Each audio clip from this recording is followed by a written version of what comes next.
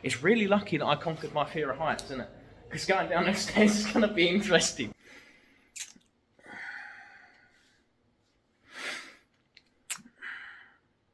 Hey guys, there's the sign. It's me, History Daddy. In this episode of Daddy's Adventures, we go to the Roman locations we were meant to go to in the first episode, but we got distracted by a massive cathedral.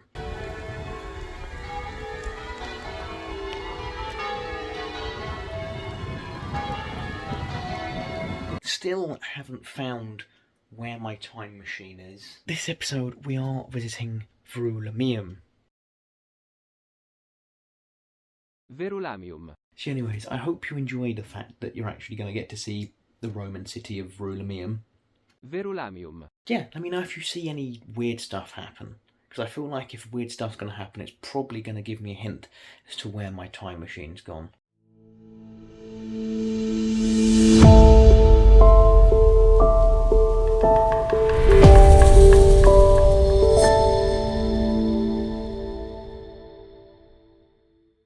When Julius Caesar invaded Britain between 55 and 54 BCE, the Trinovantian king Mandubracius would petition Julius Caesar to lend him a hand in his fight against the Cassi warlord Verlanus.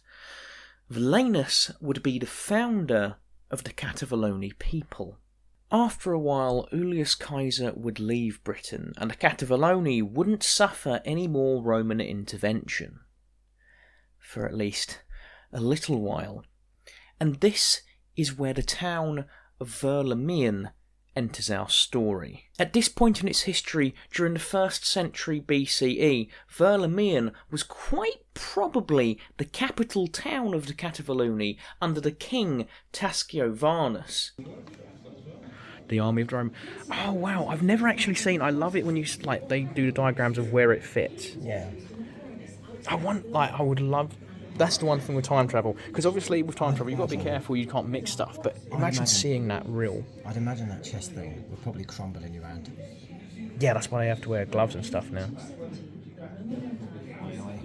Boudica. Well, she burnt this entire city to the ground at one point when it was Verulamium. Verulamium. I think that's pronunciation. Verulamium, yeah, that's how I'm Each one pulling that out. That's getting wedged. Because they're Roman arrows, aren't they? They're not Celtic.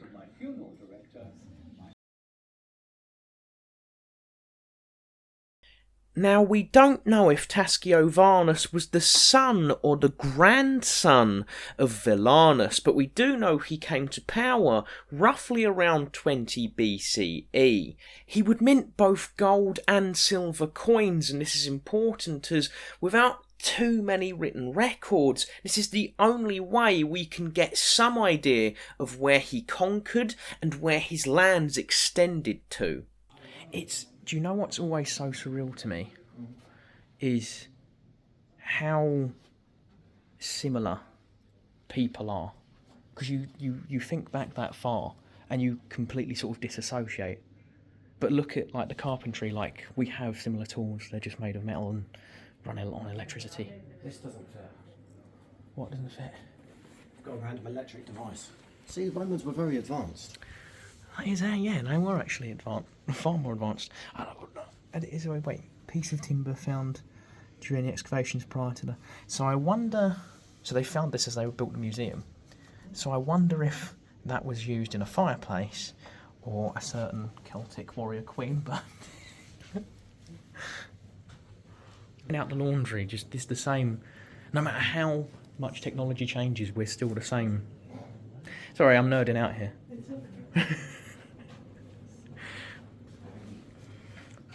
Oh wow! Count, you should get one of these. Little shrine to a Roman god and goddess. Respect your ancestors. Your ancestors that mine definitely didn't burn down here. We're going for a recreation of a Roman villa, aren't we? They've got a thing on Venus. Yeah, she's I can't remember what one. It will come up. Of love. Yes, she's the Roman Aphrodite. Mm-hmm. So this is where Your knowledge of Rome probably beats my knowledge of Rome, because the Greek gods and what I know more of. Another batch of coins released between 15 and 10 BCE shows that Tasciovanus renewed hostilities between the Cativaluni and the Trinovantes tribes. This culminated in, at least for a short period of time, Tasciovanus occupying the settlement of Camulodunum. My little Rottweiler puppy, Stoic, the history doggo, he's actually descended from Roman dogs. Yeah, this probably would have been on their opening to a villa, I suppose, at some point. After a while, however, the Trinovantes would push Tasciovanus and the Cativalani out of Camulodunum and back to Verlamion, and this would create a sort of status quo between the two rival tribes until the Romans would be defeated by Arminius and his Germanic allies in Teutoburg Forest in 9 CE. So this is just the assorted stuff they couldn't put back together, I'm assuming. Imagine how painstaking it must be for archaeologists to, when you find little bits, to one by one put it back together. You must really have to love jigsaws. Camulodunum would find itself back under the control of the Cativalani when the Prince Cunobelin would invade and annex the lands of the Trinovantes. Oh wait, look, this is what you would have earned under Rome. So we'll say creative, you and me, wall painters, we would have got 70, and figure painters, we would have got 75 and 150 denarii a day. Yeah. Wonder how much that would be today's money. Rapid inflation. I'd imagine some serious inflation. Cunobelin would govern the newly annexed territories, whilst Tasciovanus continued to rule the Cativaluni heartlands from Verlamion. I play ancient Roman chess. Hello, editing Ryan at 3:45 in the morning here. Much like the Watchtower Clock Tower incident from the last episode, this isn't ancient Roman chess. No, it's a game called Par and Bar, which is basically odds and evens. There is another game that you can play on this board that is also on the little wall there. There's a little board of information. So what we've learnt, children, from this second incident is before you say things, when you are a historical YouTuber, maybe check the information in the museum you're in, so you don't have to correct yourself when editing. Wait, where's it? Oh, there is rules.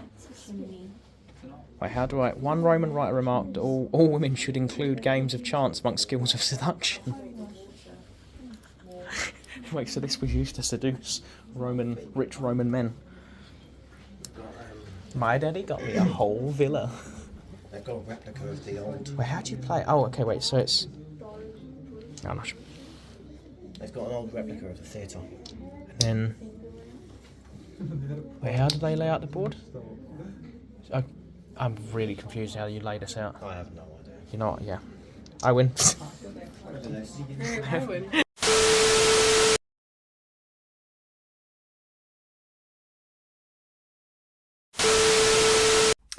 In 10 CE, Tasciovanus would pass away, and this would lead to the ascension of Cunobelin. The Cativalunian government would then be moved from Verlamion to the old Trinovantian capital of Camulodunum. This move was probably done because Camulodunum made communication overseas far more easier. However, not all of the Cativalunian nobility would leave Verlamion, and because of this, the city continued to grow and develop. Around 40 CE, the Cativalunian princes Togodumnus and Caraticus would leave their father's pro-Roman court and re-establish themselves in the old capital of Verlamion. Here they would plan and begin their joint campaigns to remove all of the pro-Roman allies from Britain. The great monuments. We built the greatest monuments you've ever seen. No one made monuments as great as us. We have the greatest monuments ever. Now, slight tangent and side note here. If you'll remember, in the first part, we visited the lovely St Albans Cathedral. However, whilst in the cathedral, Count Daedalus decided to make some blasphemous comments. And, well, you'll see. There's the museum we were just in. And there's actually sunshine over there. And there is the Hypocaust we're going into. This is actually a proper big park. Yeah, it's huge. I wonder how much of this was... I mean, when we see... I'm not sure if the wall we're going to look at... That's the church we was in earlier, isn't it? The abbey, rather, or the cathedral. Oh, there was a lightning flash there. 1 Mississippi, 2 Mississippi, 3 Mississippi, 4 Mississippi. There's another one. 5 Mississippi, 6 Mississippi. There's 2 storms. There was a flash over there and a flash over there. There's 2 storms. Oh, fuck me. Wait for the clap. That's miles away. I know, but you're still hearing it. He would have clapped by now if it was close, though. There you go. It's moving away from us.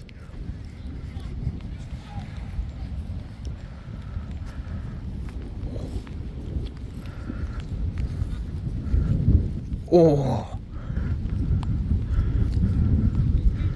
Yeah, there's 2 storms. There is 2. There's 2 storms. The Roman slaves would have... This is where the Roman slaves would have been down and put the fires on. Yeah, furnace room and stoke hole. I hate going over glass like this because my brain's... Sorry, what they done? So the Roman slaves, because obviously the Romans had underfloor heating. They actually had central heating long before anyone else did. And look, you can see it there where they've excavated it. Careful not to drop my phone.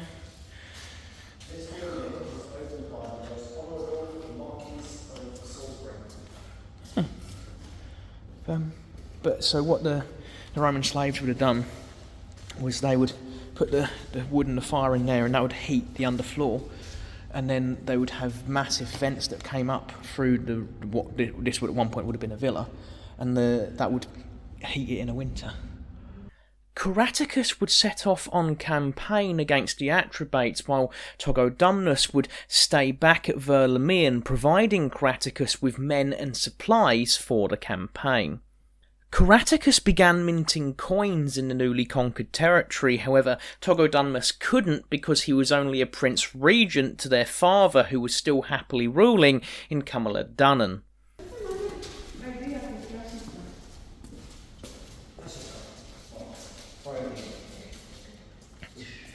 Do you know what's really weird is we're literally walking at the outskirts of someone's house thousands of years ago. Yeah.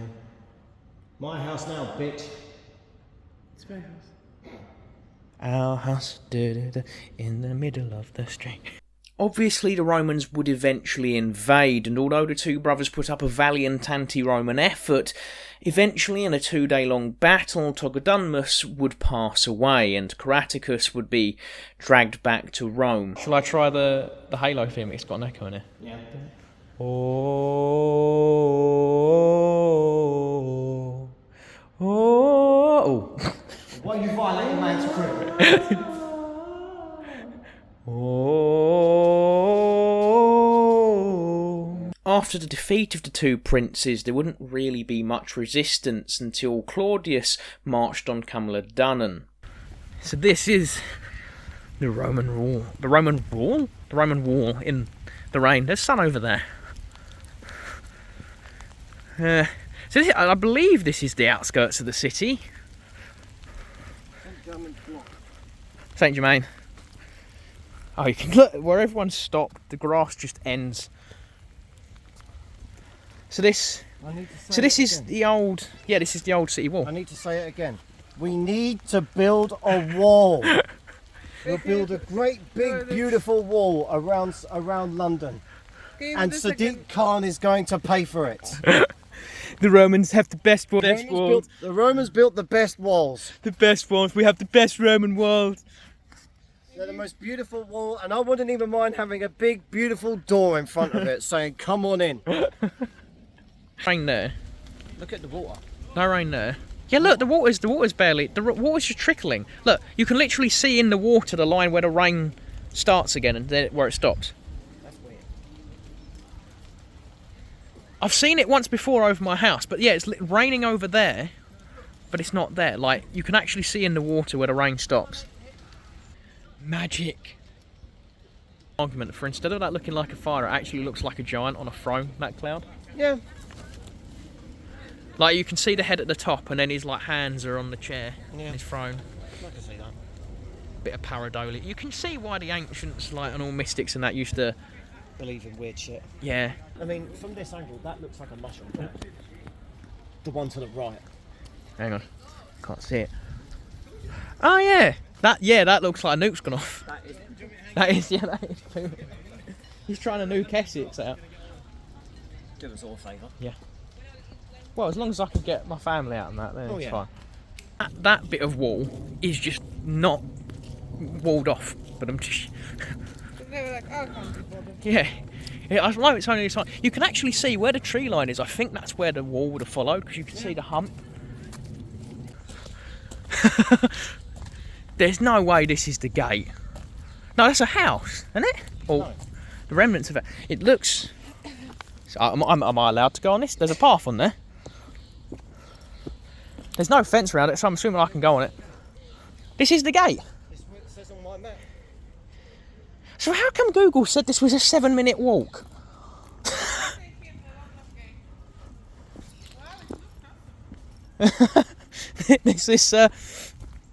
Oh, and there's the other remnants of the wall. Yeah, Yep. see what they mean. This is a very impressive gatehouse. So this would have been how you entered the city. Yeah, look at that. That would have been That was all here. huge. And you've still got the wall. Yeah, that's the rest of the outer city wall. So that's the southern perimeter, Yeah. and then this would be the western. Wow. I don't think you could guard much with it anymore, to be honest. Do you want to walk along the wall? Yeah, why not? After this, the modern-day cities of Colchester, London and St Albans would all find themselves a part of the Roman Empire. Although St Albans, as we went over earlier, wasn't actually built at the time. It was built later next to or near Verulamium. You get the idea. It's a lot less dramatic now. I've done this bit. This is... Imagine trying to scale this. And you just think of how much taller it used to be. Oh yeah, it probably would have touched like halfway up the tree line, I suppose. Imagine fitting all them little stones in it. And the mad thing is, most of this was probably destroyed by Boudica. Yeah.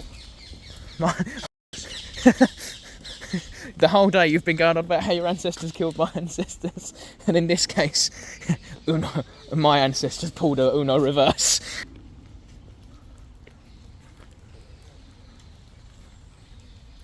That does look like something slammed through it in a siege.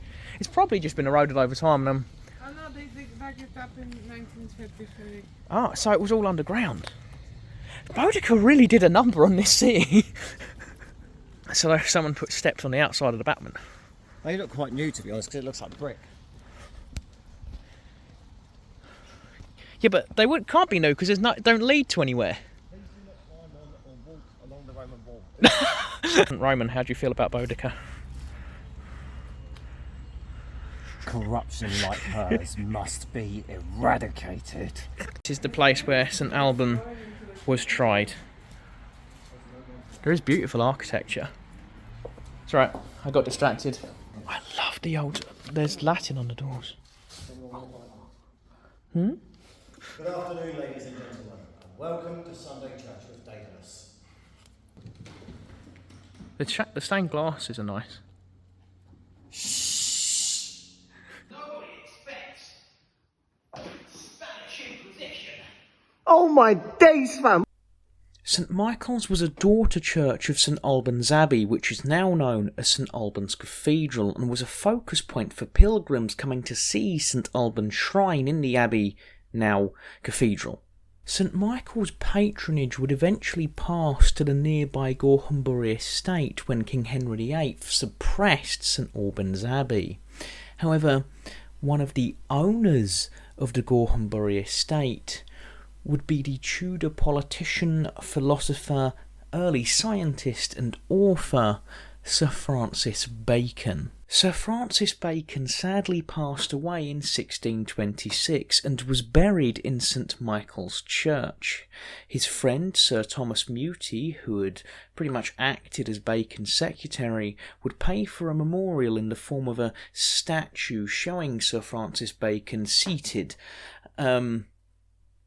you can actually see this memorial in St Michael's Church. However, I thought it was a restricted area, so I didn't enter. But there's a picture of it here. So guys, we saw everything but the amphitheatre, so that just means there will be a part 2. Oh, my hair has completely gone dilapidated. I look like Tintin.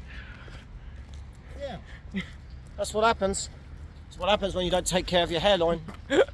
I'm gonna get male pattern baldness by the age of 25. Wait, I'm 25. It's 2:15 on a Monday, well, Tuesday morning, and I've just finished editing the second vlog with a few delays. Been on a lot of podcasts. Anyways, I'm babbling. I should be finishing this off and getting you prepped for the next episode of the vlog when we travel to London, which Boudica also burned to the ground. Important part of history, that. And again, if you do see my time machine in any of these videos, let me know, because I am wondering where that's gone, and wouldn't want anyone to go back in time and change history now, would I? Don't forget to like, subscribe, share, and tap that bell icon to get notified whenever I upload. Thank you to all of my patrons, and comment down below if there's anything else that you would like to see in future videos. Comment down below if I got anything wrong or if I missed anything, to be fair. I did compress everything down quite a lot. I hope you all enjoyed. Thank you all for watching, and I will see you in the next one. Bye. And the Celtic rebellion has been foiled. The remaining Celts will be hunted down and defeated. The attempt on my life has left me scarred and deformed.